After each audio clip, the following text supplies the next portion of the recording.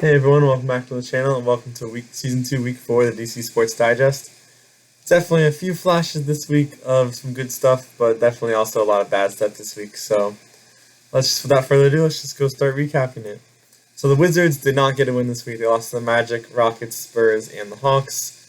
Two bright spots had Jordan Poole had 42 against the Spurs. Unfortunately, Wemby had 50, which I was so surprised seeing that stat line.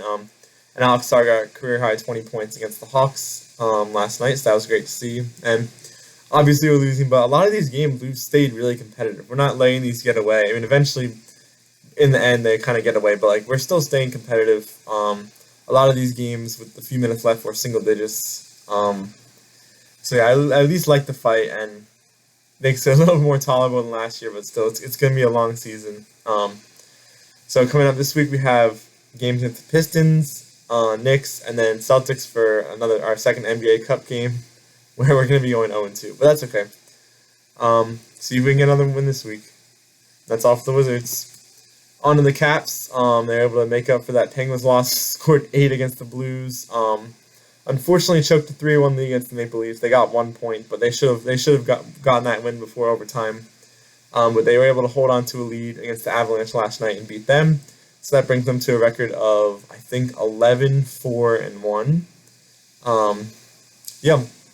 We also made a trade. We're really getting the band back together from that Stanley Cup days. We traded a third and a fifth to the Penguins for Lars Eller. So get some more help there, get another player from that Stanley Cup team. So always nice to see that. And yeah, I think he played last night a little bit.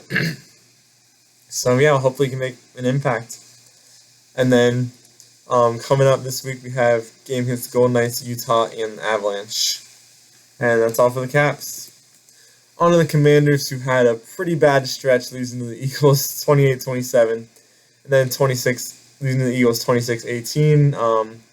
G5 has not looked too great, but he's still maybe hurt. Obviously, the ribs. He got a little cut on his hand, and team's just kind of banged up, and also had a ton of mistakes in these two winnable games. The defense looked really good against Philadelphia. That was a bright spot.